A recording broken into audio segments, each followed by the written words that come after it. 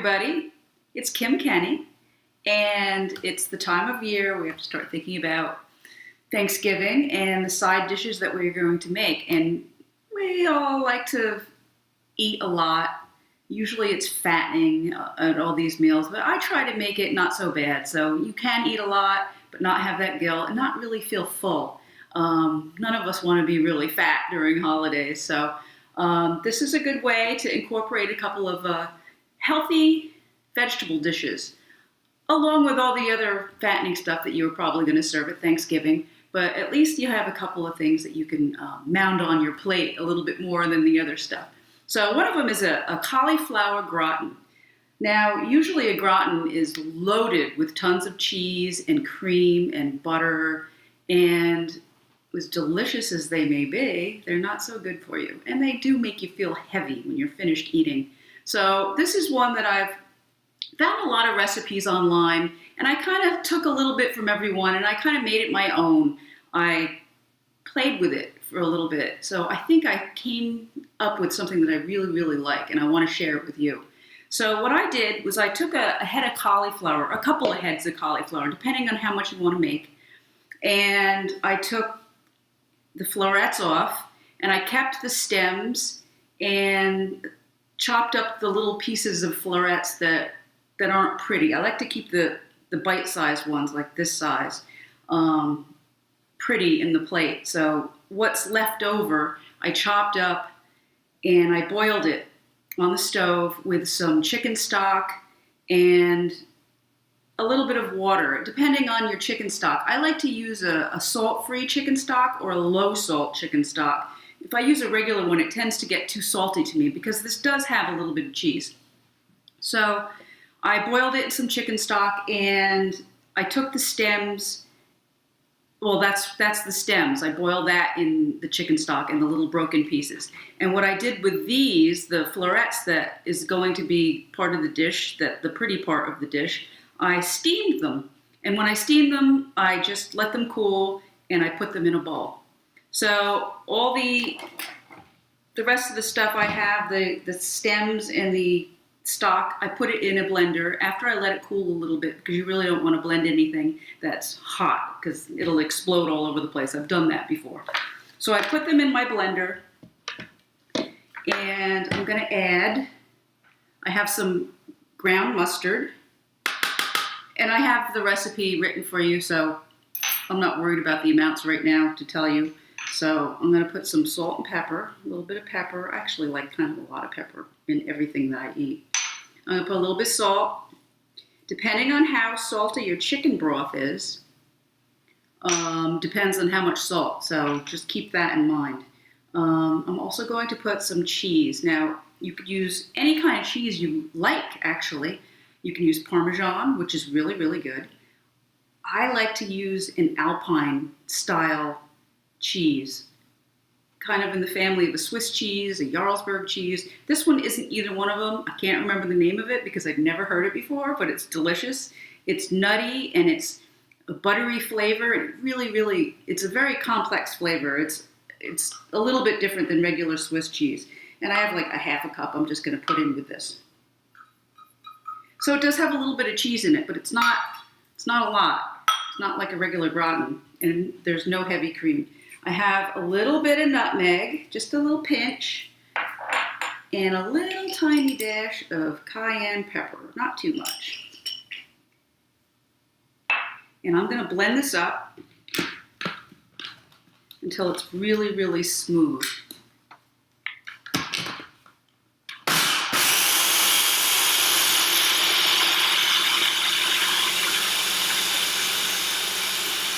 Now, since you cooked these stems and the florets in the chicken broth, you cook them until they're nice and soft. So it's not going to take a long time to break down with the blender. So when it's smooth, I'm going to do a little bit more is when it's done. It just takes a minute or so.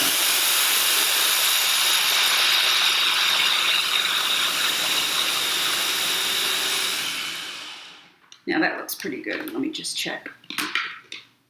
Yeah, that looks good. I'm just going to scrape down the sides a little bit.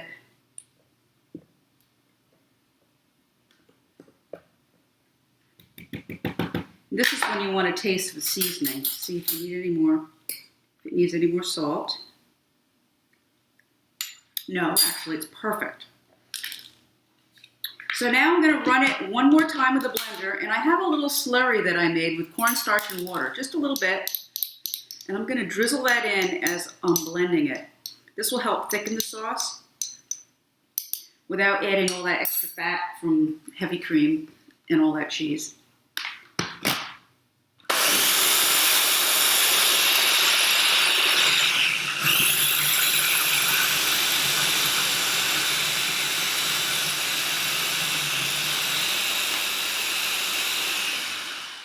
That's it. And this sauce, if you think about it, I mean, it's delicious. It's smooth, it's creamy. You have no idea that it's cauliflower. Nobody would ever know if you didn't tell them. You can use it on anything. You could pour it all over a baked potato. You can dip your vegetables in it. You could use it in place of another cream sauce, actually. Think of it in pasta. That would be excellent poured over pasta. All right, so I'm going to take my florets, my cauliflower, and I'm just going to pour it all over. Get it all off.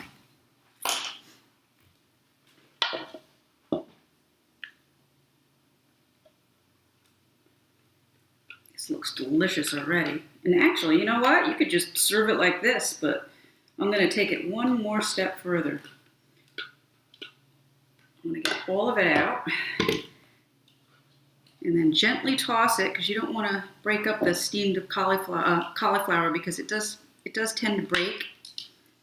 When you steam it, you don't want to steam it until it's mushy. You want to leave it a little al dente so that when it goes back in the oven, it'll still cook and it'll keep absorbing all this sauce. So now I have a baking dish which I sprayed with cooking spray, and I'm going to pour this in.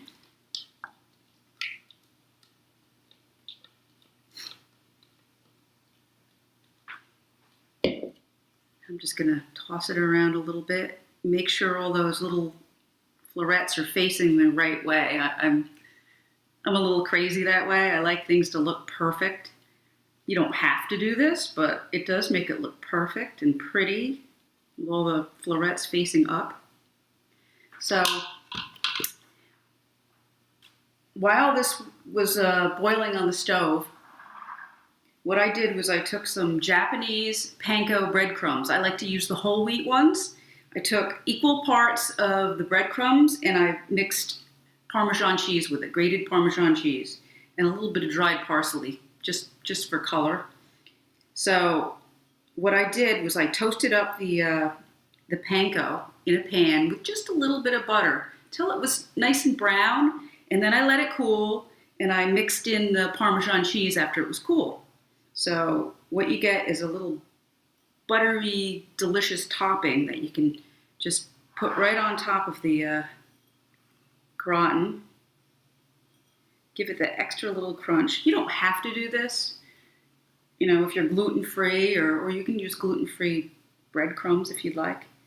I like the crunch of the panko, and the fact that they're whole wheat is a little bit better too. So you just spread all that on top, and you just bake it in a 400-degree oven for about, if this is warm, you can bake it for about 20-25 minutes until it's bubbly and browned. This is a great dish that you can make ahead of time, which is fantastic for Thanksgiving. If you have a lot of dishes that you're preparing, you can make this a day or even 2 days ahead of time. Leave it in the refrigerator without the topping on it. And then when you go to cook it, you just take it out of the refrigerator, let it sit to get room temperature, and then just before you put it in the oven, put that breadcrumb topping on top. And then you might want to increase the cooking time by maybe 10 minutes or so. But you put this in the oven, and when you're done, you have this glorious looking toasted, beautiful gratin that I am going to serve up on a plate. you want to let it cool a little bit before you scoop it out. And it's cheesy, and it's beautiful, and it's healthy. Everybody's gonna love it. And I like to serve it with, right here I have some chives, but I usually like to serve it with scallions, but I happen to have chives, so I'm using chives. You can put parsley on it. You don't have to put anything on it at all. I just like to do that because I think it's pretty. And there you have a really, really, really good cauliflower gratin. That's guilt-free, actually. I should taste this. Can't wait to taste it. I wasn't going to taste it in front of you, but I just can't help myself. Wow. That's really, really good. You have to try this. Okay. So one more thing that I'm going to make for you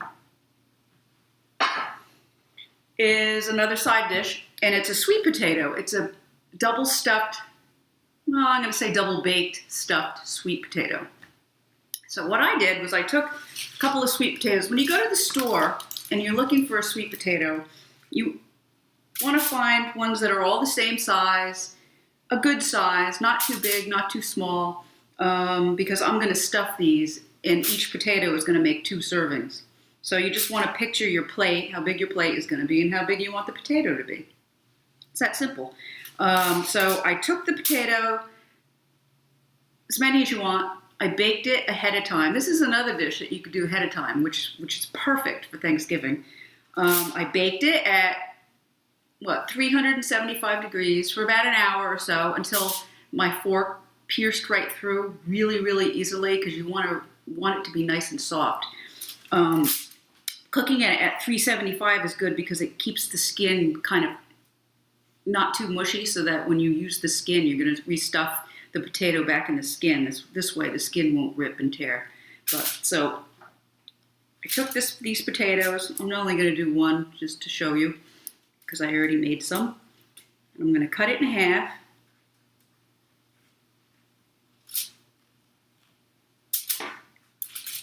Being careful not to rip the skin. And every time I make this dish, I like to add a couple extra potatoes in with it because I like to really stuff them over. So if you're going to make, let's say, 8 potatoes, it's going to be 4 potatoes because you have 8 halves. And then I add another 2 potatoes into it, just so I can have extra stuffing to mound them up. And I'm going to take them and I'm going to carefully take the inside out. Sweet potato skins are a little thinner than a regular potato, so they tend to tear easier. You want it to be nice and soft so that it's really, really easy to do. Oh, I love sweet potatoes. They're so healthy for you. It's one of the healthiest vegetables.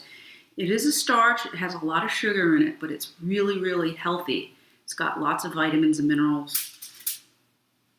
Vitamin A, vitamin C, all sorts of good things, lots of fiber. Okay, now I have these potatoes. I'm going to set these aside, the skins.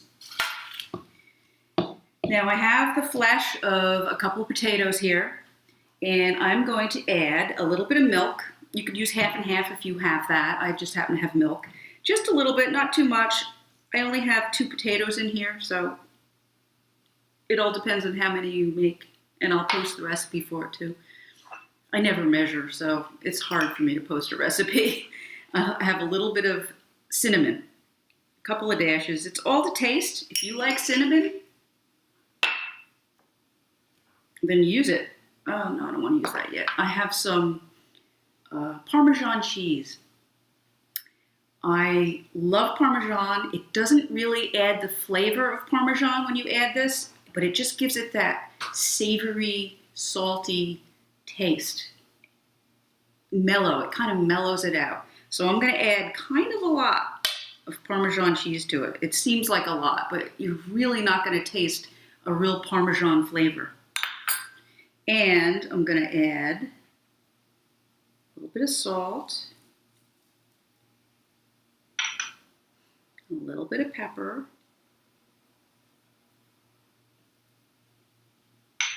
and I'm going to mix it up.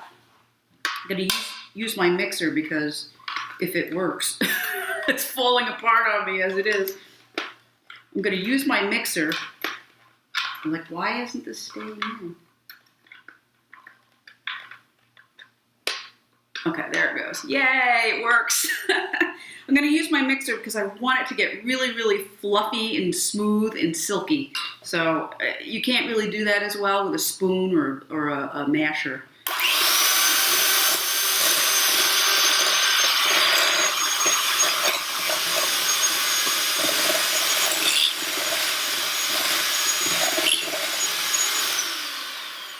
Okay, before it's completely mixed, I'm going to taste it just so that I can see if it needs any more salt. Nope, it's perfect. And the cinnamon is really, really good. I didn't put too much, but it's enough just to really, really enhance the potato. And I forgot an egg, so I'm going to leave for 1 second and I'm going to get my egg.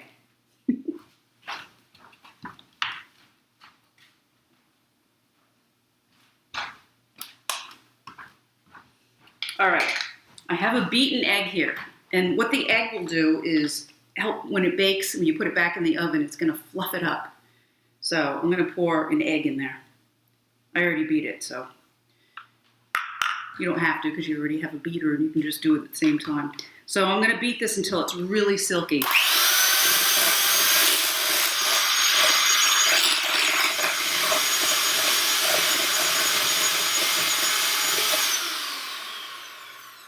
I'm going to scrape down the sides a little bit. This is great because you can make as many of these as you want ahead of time, and at the last minute just throw them in the oven. So it's just something you don't have to worry about on Thanksgiving Day when you're trying to get all the other last minute stuff done.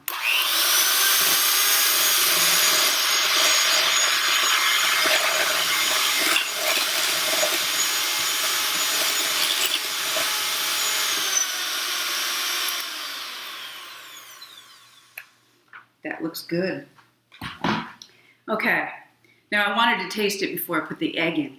So, because you don't want to be tasting raw eggs, unless they're pasteurized, but mine weren't pasteurized, so that's why I did that. So I have this really nice silky potato, and I'm gonna take it and stuff it right back into my shells.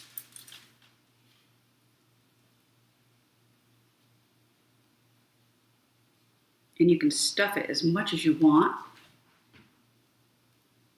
And I like to, when I stuff them, I like to do this with my spoon to make it so that it's not so smooth looking. When you bake it, those little tiny edges get nice and brown. And this is fun. I think this is so much fun to do. I love doing this kind of stuff. And you know, if you don't have the time to stuff a potato like this, or a whole bunch of them, you could just take the potato and put it in a casserole. It's the same exact thing, you know. It's just that the presentation of a stuffed potato usually is, you know, everybody gets their own, and you know, it just looks prettier to me, but it's also beautiful in the casserole. There's absolutely nothing wrong with that. Okay.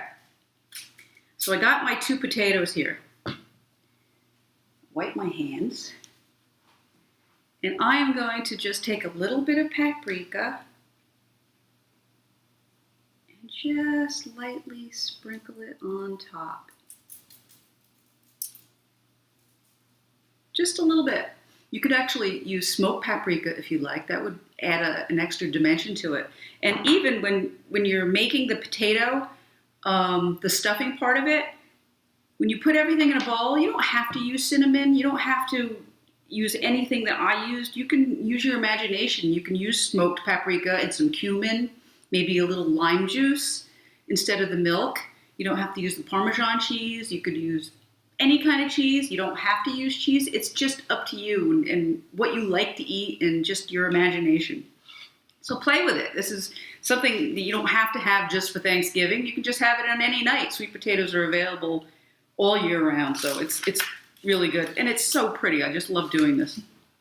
So you put this in the oven at 350 for, maybe about 20, 25 minutes, depending on the temperature of potato. If you take it out of the refrigerator, it's going to take longer.